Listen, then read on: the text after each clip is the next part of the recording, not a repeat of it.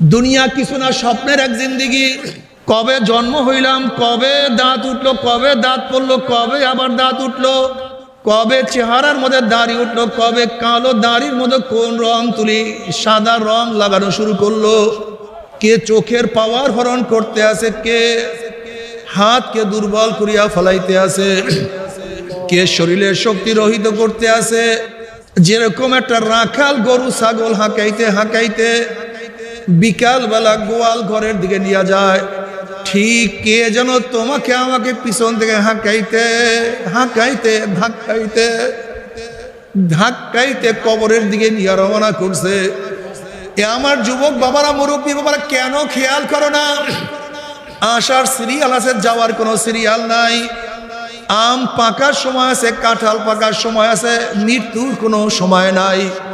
আগে আগে আগে বড়, তারপরে মেজো, তারপরে সেজো, যাওয়ার কোনো সিরিয়াল নাই।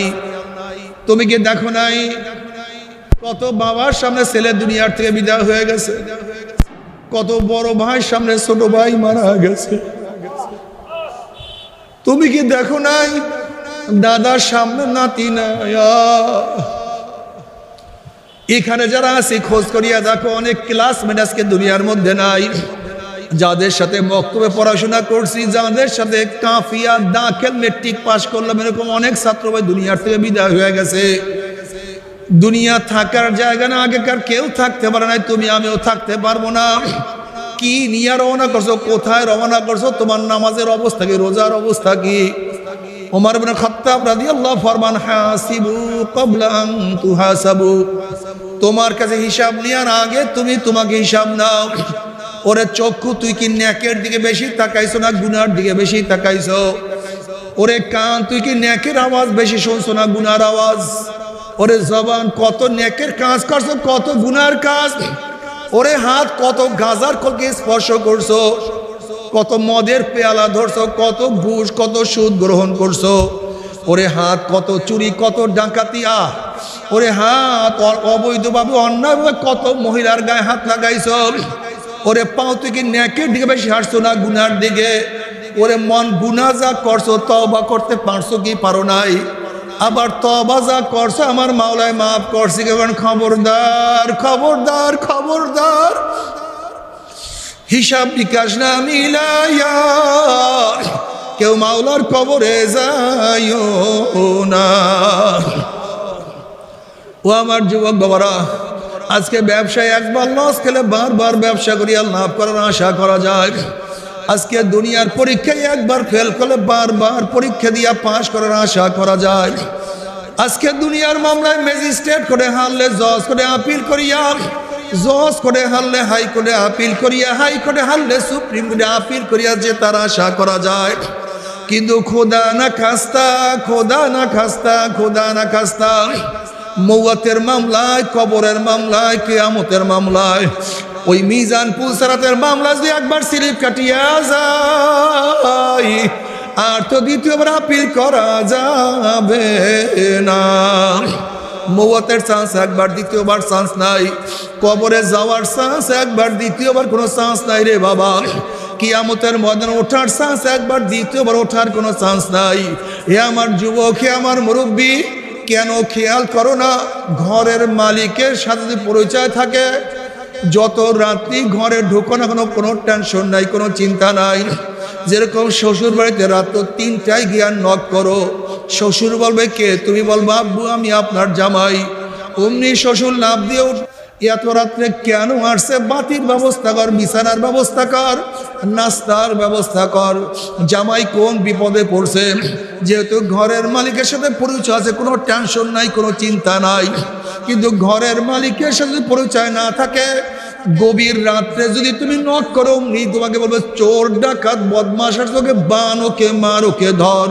যেহেতু ঘরের মালিকের সাথে পরিচয় নাই, ঠিক কবরের মালিকের সাথে পরিচয় করি যদি কবরে যাইতেই পারো, কবরের মালিক বলবে হে ফেরেশতা, আমার বন্ধু আসছে, ওয়াফরুশুল ফরাশা মিনাল জান্নাহ ওয়াল বিসু মিনাল জান্নাহ, আমার বন্ধুর শরীরের মধ্যে জান্নাতের পোশাক লাগায়া দে, জান্নাতের বিছানা বিছায়া দে, জান্নাতের নাজ নিয়ামতের দ্বারা গোটা কবরটাকে ভরিয়া দে, আল্লাহ কবুল করিয়া নাও।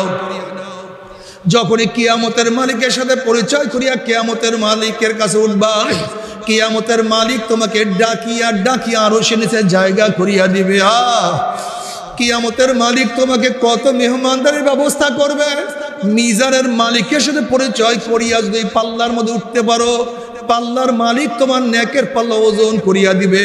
ওয়াইন মিনকুম ইল্লা ওয়ারিদুহা কানা আলা রাব্বিকা হাতমান মাকদিয়া সুম্মা নুনাজ্জিল লাযিনা ইত্তাকাও ওয়া নাযারু যালিমিনা ফিহা জিসিয়া। যদি পুলসরাতের মালিকের সাথে পরিচয় করে উঠতে পারো, পুলসরাতের মালিক তোমাকে পুলসরাত পাড়ি দিয়া মাওলার জান্নাতে দিয়া দিবে। আল্লাহ কবুল করিয়া নাও। জান্নাতে যাওয়ার পরে জান্নাতের মালিক তোমাকে এত সুন্দর মেহমানদারি ব্যবস্থা করবেন, এত সুখ, এত শান্তি। সালামুন কাওলাম মির রাব্বির রহিম। শুধু শান্তি আর শান্তি। অশান্তি কি জিনিস আর কোনোদিন দেখবা না। ও আমার বাবার, আমার ফের রাগ করিও না। ও আমার মা বোনেরা, আমার ফের রাগ করিও না। যদি কবরের মালিকের সাথে পরিচয় না করিয়া কবরে যাও, কবরের মালিকের সাথে পরিচয় না করিয়া যদি কবরে যাও, কবরের মালিক বলবে, হে মাটি, আমার দুশ্মন আসছে, আমার শত্রু আসছে, এ কবরে মাটি চাপ দে। অমনি কবরের দুই পাশের মাটি এত জোরে চাপ মারবে, চাপের চলে এক পাঁজরের হাড্ডি আর এক পাঁজরে লাগাইয়া ফেলাইবে। কবরের মালিক বলবে, ফেরেশতারা আগুন ধরাইয়া দে। অমনি কবরটা হুফরাতুম মিন হুফরাইন নার।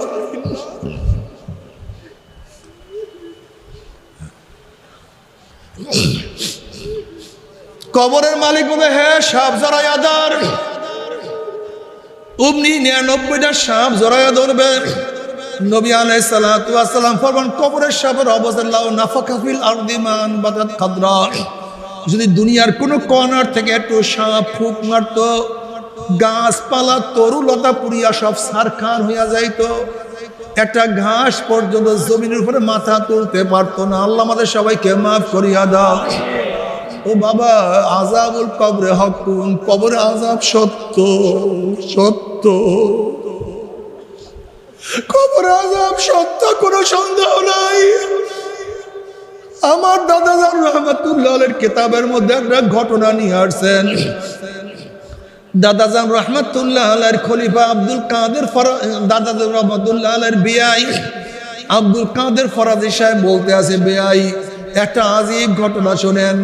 ঢাকার এক ম্যাচ ফ্যাক্টরির মালিক, বহুত বড় ধনী, সারাদিন টাকা পয়সা নিয়ে ব্যস্ত থাকতো, নামাজ রোজার কাছেও সেই ব্যক্তি যাইতো না। ওই ব্যক্তি মারা যাওয়ার পরে তাকে দাপন কাপন করি আমরা যখন সবাই ঘরে চলে আসলাম, তার ছেলে বলতেছে, আমার 1000 টাকার চেক পড়িয়া গেছে, এই চেকটা এই মাত্রই পড়ছে, নষ্ট করিয়া কি লাভ।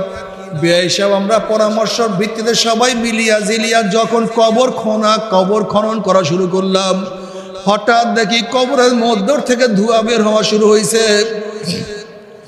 আমরা মনে করলাম এগুলি কিছু না, হয়তো গ্যাস ফরম বা অন্য কিছু হয়েছে। বলে বেয়াই সাহেব, আমরা যখন আস্তে আস্তে বাস উঠাইলাম, কবরের ধোঁয়া পরিষ্কার হয়ে গেল। যখন এই কবরের ধোঁয়া পরিষ্কার হয়ে গেছে, আমরা লাশের দিকে তাকাইলাম, তখন দেখি লাশের জিহ্বাটা টানিয়া নাবিস্তানে ঝুলাইয়া ফেলাইছে, হাত পা ভাঙ্গিয়া সবাইকে তুলে করিয়া ফেলাইছে। আগুনের সাপের চেহারাটা পুড়িয়া শুয়ারের সুরাত হইয়া গেছে।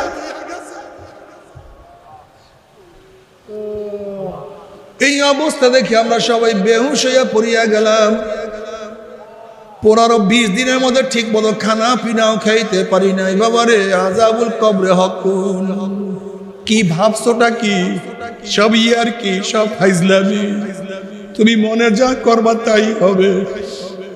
তুমি ভাবছো কিয়ামতের ময়দানে তুমি নাজাত পাইয়া যাবে না। যদি মাওলার দুশমন হইয়া কিয়ামতের ময়দানে উঠাও, আমার মাওলা নাফরমানকে ধাক্কা দিয়া সূর্যের গরমের নিচে ফেলাইয়া দিবেন।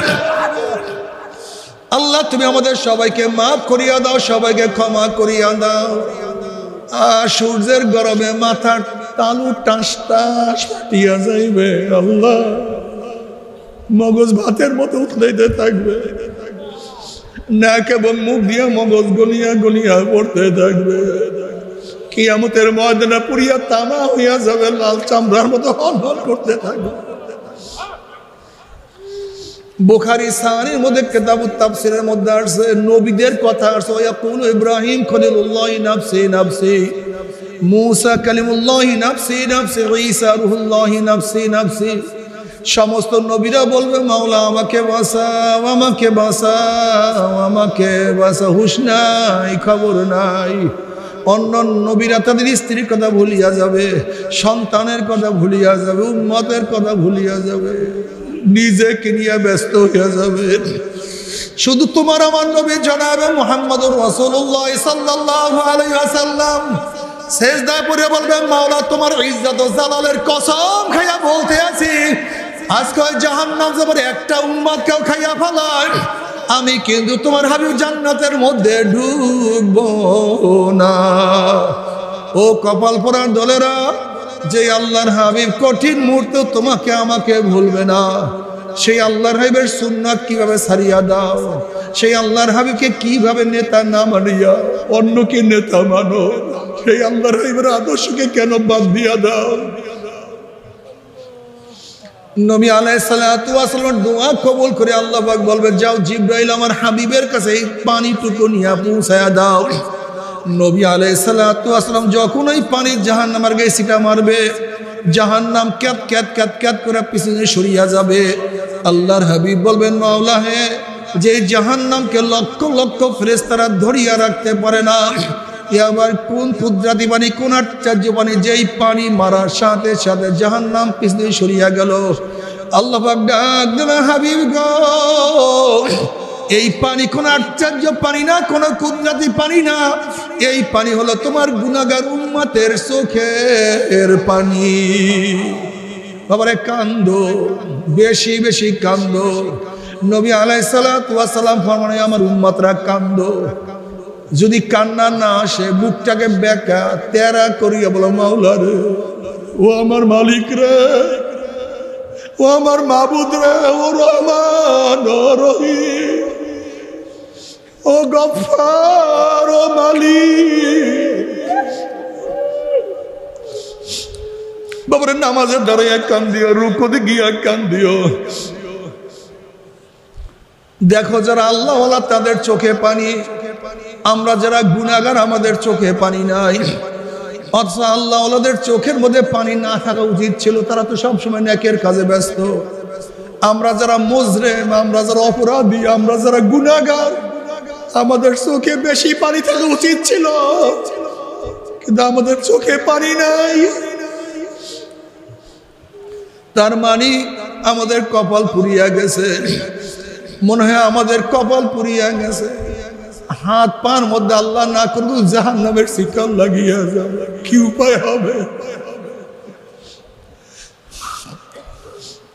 এ বাবারা, এ যুবক বাবারা, তোমাদের হাতেও ধরছি, পায়েও ধরছি। জাহান্নাম যে কত কঠিন, কিয়ামত যে কত কঠিন, আমি 1000 বছর বুঝাইলেও বুঝাইতে পারবো না। ইয়াউমা ইয়াফিরুল মারউ মিন আখিহি ওয়া উম্মিহি ওয়া আবিহি ওয়া সাহিবাতিহি ওয়া বানিহি, যেই কিয়ামতের ময়দানে আপন ভাই ভাই পরিচয় দেবে না, মা ছেলেকে সাহায্য করবে না, ছেলেও মাকে সাহায্য করবে না, বাবা ছেলেকে উপকার করবে না, ছেলেও বাবাকে উপকার করবে না। সবাই বলবে মাওলা আমাকে বাঁচাও, আমাকে বাঁচাও, আমাকে বাঁচাও। ওইদিকে জাহান্নামের আওয়াজে কিয়ামতের ময়দানে থর থর থর থর কাঁপতে থাকবে।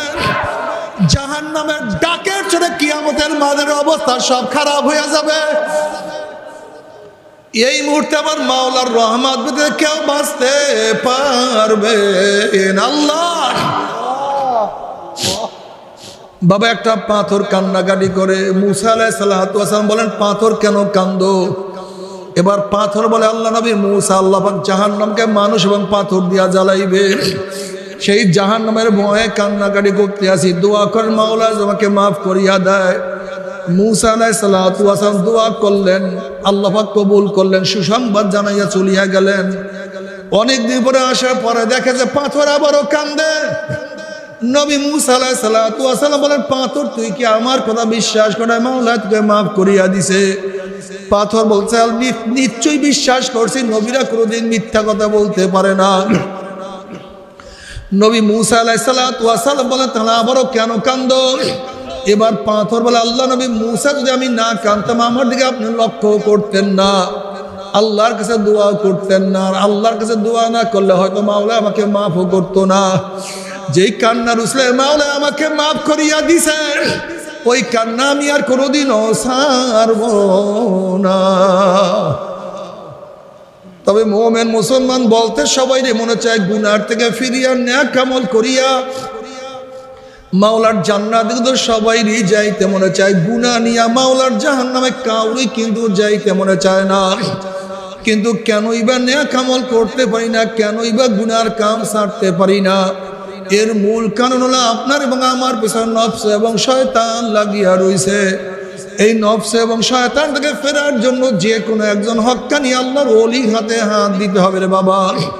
খবরদার, বর্তমান জমানায় পীর মুরিদের ভেজাল, ব্যবসা, দলাদলি, হিংসা, হাসাদে পরিণত হয়ে গেছে। সমস্ত আল্লাহর ওলির একমত, যেই পীরের 5 জন মুরিদের মধ্যে কমপক্ষে 3 জনকে দেখবা আলহামদুলিল্লাহ সুন্নাত মাফিক আমল আখলাক মজবুত হইয়া যাইতে আছে, গুনার কাম ছাড়তে আছে, নেকের আমল ধরতে আছে, কলম নরম হইয়া চোখে পানি আসতে আছে। বৃক্ষতর নাম কি, ফলে পরিচয়। আমি চরমোনাই বুঝি না, চরমোনাইয়ের দাওয়াত প্রশংসা প্রসার করার জন্য আসেন রে বাবা। চরমোনাই যাওয়ার তোমার কোনো দরকার নাই, কোনো দরকার নাই, কোনো দরকার নাই। তুমি যার কাছে গিয়া পারো গুনার কাম সারো, নেকের আমল ধরো, কলম নরম করিয়া চোখে পানি নিয়া মাওলার কবরে যাইও। যেরকম দুনিয়ার ঘরে আগুন লাগলে পানি ছাড়া নিবানো যায় না, ঠিক তদ্রূপ তোমার এবং আমার গুনার দ্বারা যে জাহান্নামের আগুন জ্বলিয়া রইছে, চোখের পানি ও ছাড়া কিন্তু জাহান্নামের আগুন নিবানো সম্ভব না। কাজী বাবা আমার জন্য দোয়া চাই, আমিও দোয়া করি, সবাই সবার জন্য প্রাণ খুলিয়া দোয়া করো, যেন কিয়ামতের ময়দানে গলাগলি বাঁধিয়া মাওলা একসাথে জান্নাত যাওয়ার তৌফিক দিয়া দেয়। আল্লাহুম্মা আমিন, আল্লাহুম্মা আমিন। ও আমার পর্দালা মা বোনেরা, 2 হাত তুলিয়া মাওলার দরবারে কান্দো আর মাওলার কাছে মাফ চা। আল্লাহ কতিপয় গুনাহগার বান্দা গুনার বোঝা মাথায় নিয়া আপনার শাহী দরবারে হাত তুললাম রে মাওলা, দয়া করে মায়া করে আপনি আমাদের জিন্দেগীর সমস্ত গুনাহ কথা মাফ করে দেন। আল্লাহ মাফ করবেন না, ক্ষমা করবেন না। আপনার বান্দার এখানে কেন আসছে, কি পাওয়ার জন্য আসছে, কি চাওয়ার জন্য আসছে? আমরা দুনিয়া পাওয়ার জন্য আসি নাই, দুনিয়া চাওয়ার জন্য আসি নাই, দুনিয়ার বিপদে পড়িয়াও কেউ আসি নাই। কেউ নামাজ কাজা করিয়া ফেলাইছি, কেউ রোজা সারিয়া দিছি, কেউ বেপরদা কর্মের মধ্যে লিপ্ত হইয়া গেছি, কেউ হারাম কবিরা গুনাহ করিয়া ফেলাইছি। আল্লাহ আমরা জাহান্নামের কাজ করিয়া ফেলাইছি। আল্লাহ জাহান্নামের খাতার থেকে আমাদের নামটা কাটিয়া দেন। আল্লাহ জান্নাতুল ফেরদাউসের মধ্যে আমাদের নামটা উঠাইয়া দেন। আল্লাহ সন্তান অন্যায় করিয়া বাবার কাছে মাপ না পাইলে মার কাছে মাপ পাওয়ার আশা করে, ভিক্ষুক এক দরজায় ভিক্ষা না পাইলে অন্য দরজায় ভিক্ষা পাওয়ার আশা করে। আমরা তোমার দুয়ারের ভিক্ষুক, তুমি যাহাকে দাও তারা দাও। আর কোন দরজা নাই রে মালিক, আর তো কোনো দুয়ার নাই। আল্লাহ আমার যুবক বাবাদেরকে কবুল করিয়া নেন, আল্লাহ আমার মুরব্বী বাবাদেরকে কবুল করিয়া নেন, আল্লাহ আমার মা বোনদেরকে কবুল করিয়া নেন। আল্লাহ আমরা যারা হাত তুললাম জানি না কার মা নাই, বাবা নাই, স্ত্রী নাই, সন্তান নাই, দাদা নাই, দাদু নাই, নানা নাই, নানু নাই।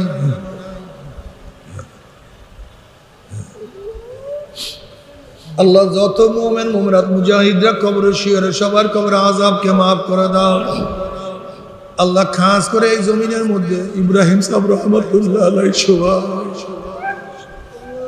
মুবারক করিম রহমতুল্লাহ আলাইহি শোয়া তোমার বহু ধরিরা শোয়া আল্লাহ। আমাদের চাচা মঞ্জুর সাহেব শোয়া অনেক আল্লাহর উলিরা শোয়া সবারই কবরকে জান্নাতের বাগিচা বানায় দাও। আমাদের শায়খ মসজিদের কবরকে জান্নাতের বাগিচা বানায় দাও। মা দাদা সহ তামাম দুনিয়ার মাশায়েখদের মাকামকে জান্নাতের মধ্যে বুলন্দ করে দাও। আমাদের আওলাদ তোমার খাস গোলাম বাঞ্ছা কবুল করে নাও। রব্বানা হাব লানা মিন আজওয়াজিনা ওয়া যুররিয়াতিনা কুররাতা আইন ওয়াজআলনা লিল মুত্তাকিনা ইমামা রব্বিরহামহুমা কামা রাব্বায়ানি সগীরা ওয়া সাল্লাল্লাহু তাআলা আলা খায়রি খালকি মুহাম্মাদিন ওয়া আলিহি ওয়া আসহাবিহি ওয়া আজওয়াজিহি ওয়া আতবাঈহি আজমাইন আরহামনা মা'হুম বিরহমাতিকা ইয়া আরহামার রাহিমিন।